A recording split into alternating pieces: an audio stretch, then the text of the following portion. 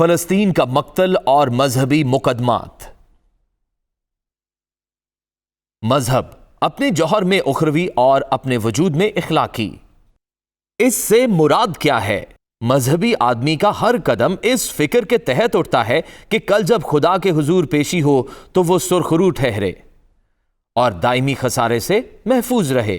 وہ اسی احساس میں جیتا ہے۔ یہ مذہب کا جوہر ہے۔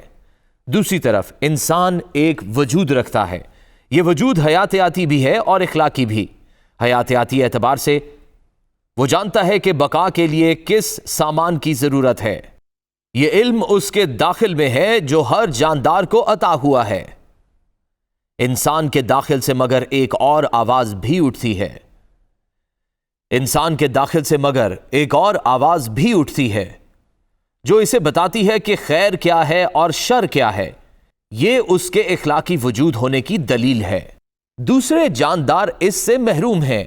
اللہ کے پیغمبر انسان کو اسی آواز کی طرف متوجہ کرتے ہیں اور اس کے اخلاقی وجود کی تطہیر کا سامان کرتے ہیں۔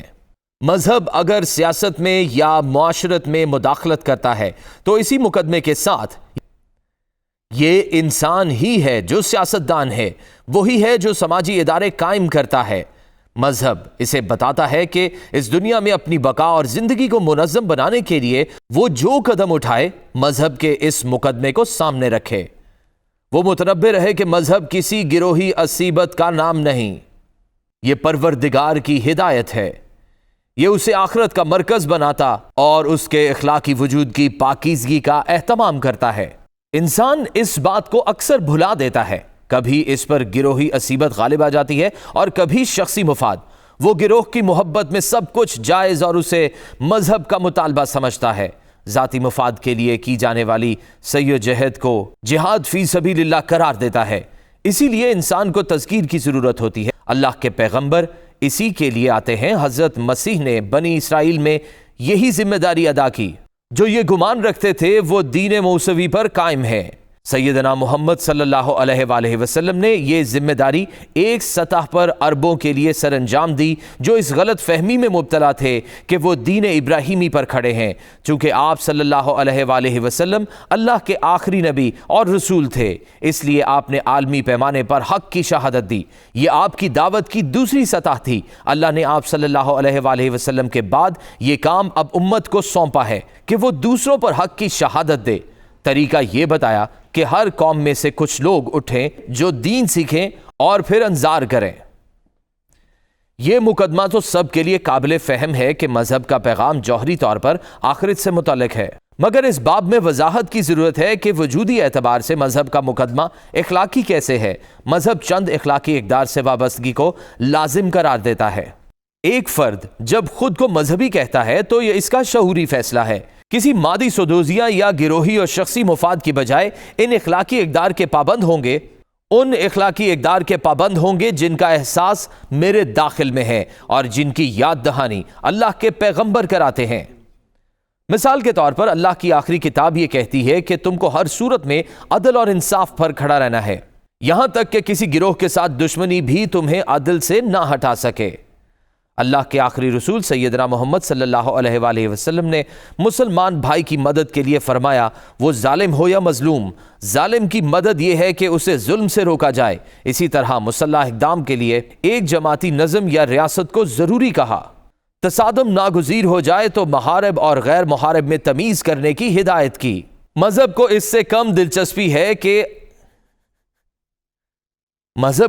سے کم دلچسپی ہے کہ اس کے ماننے والے مادی طور پر فاتح ہیں یا مفتوح۔ اسلام کو اس سے دلچسپی ہے کہ ان کی اخلاقی شکست کسی صورت میں نہ ہو۔ انسان سے دیگر الہامی مذاہب کا مطالبہ بھی یہی ہے۔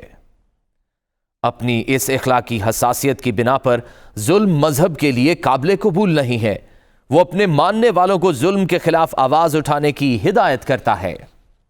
یہ آواز کیسے اٹھائی جائے گی اس کا تعلق حالات اور وسائل سے ہے، تاہم مذہب کے لیے ظلم قابل قبول نہیں ہے۔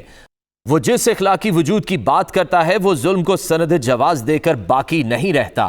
مذہب انسان پر یہ بھی واضح کرتا ہے کہ ظلم کا جواب ظلم نہیں، دفاع ہر کسی کا حق ہے۔ یہ حق بھی کسی ظلم کے لیے جواز نہیں بن سکتا۔ رہا وہ مقدمہ جو غیر مذہبی بنیادوں پر قائم کیا گیا ہو تو اس بحث کا دائرہ دوسرا ہے۔ ایک گروہ کسی ریاست یا گروہ کے ظلم کا شکار ہے اور وہ یہ خیال رکھتا ہے کہ اپنے دفاع کے لیے اسے ہر قدم اٹھانے کا حق ہے، تو اس بحث میں مذہبی دلیل پیش نہیں کی جا سکتی۔ یہ گفتگو منطقی یا عقلی دائرے میں ہی ہو سکتی ہے۔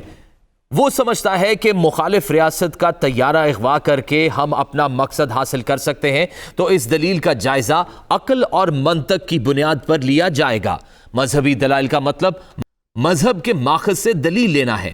مشرق وسطی میں آج قیامت برپا ہے۔ اس کی بنیاد سرزمین فلسطین پر اسرائیل نام کی ناجائز ریاست کا قیام ہے۔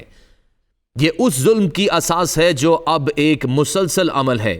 اس کے شکار لوگوں کی اکثریت مسلمان ہے۔ اگر وہ بحیثیت مسلمان اپنا مقدمہ لڑنا چاہتے ہیں تو حکمت عملی بناتے وقت انہیں لازماً قرآن و سنت سے رہنمائی لینا ہے۔ اگر وہ اسے ایک قومی مسئلے کے طور پر دیکھ رہے ہیں جس میں ان کے ساتھ فلسطینی مسیحی اور دوسرے گروہ بھی شریک ہیں، تو انہیں موجود عالمی قوانین اور روایات کے مطابق کوئی لاہ عمل طے کرنا ہوگا۔ ماضی میں دونوں طرح کی مثالیں موجود ہیں۔ حماس پہلے اور PLO دوسرے کی نمائندہ ہے۔ آج حماس نے جو راستہ اپنایا ہے یہ جواب میں مسلح اقدام کا راستہ ہے۔ ایران اور ترکیہ وغیرہ اس کو درست سمجھتے ہیں۔ اب لازم ہے کہ حماس کے حق میں ایرانی اور ترکی افواج اور طیارے حرکت میں آئیں۔ یہ ترکیہ نے فلسطینیوں کی مرہم پٹی کے لیے امداد کا اعلان کیا ہے۔ حماس کو مرہم پٹی کی نہیں، فوجی مدد کی ضرورت ہے۔ اگر اس کو یہ مدد فراہم نہیں کی جاتی تو پھر ایرانی اور دوسری حمایت محض نمائشی ہے۔ حماس کے مقابلے میں ریاست ہے۔ جو ریاستیں حماس کے موجودہ اقدام کو درست سمجھتی ہیں ان کی اخلاقی ذمہ داری ہے کہ وہ عملاً اس کی تائید میں آئیں۔ فلسطینیوں کی مرہم پٹی مدت سے ہو رہی ہے مگر ان کا زخم آئے دن تازہ ہو جاتا ہے۔ حماس کو آج اسرائیلی طیاروں کے مقابلے میں طیاروں اور فوج کے مقابلے میں فوج کی ضرورت ہے۔ اسرائیل کی حمایت میں امریکہ نے صرف مرہم پٹی کا سامان نہیں بھیجا، طیاروں سے لدا ہوا اس کا بحری بیڑا اسرائیل کی مدد کو پہنچ چکا ہے۔ جو لوگ انہیں یہ مدد نہیں دے سکتے انہیں چاہیے کہ وہ فلسطینیوں کو تنہا مقتل میں بھی نہ دھکیلیں، انہیں سیاسی جدوجہد کا راستہ دکھائیں۔ بصورت دیگر کل جب تاریخ فلسطین کے قاتلوں کی فہرست بنائے گی تو اس میں بہت سے دوستوں کا بھی نام ہوگا۔ انسانی جانوں کا معاملہ کھیل تماشا نہیں، اس کو گروہی مفادات یا سطحی جذباتیات کی نظر نہیں کیا جا سکتا۔ اس کے لیے مذہب کا استعمال تو کہیں زیادہ سنگین مسئلہ ہے۔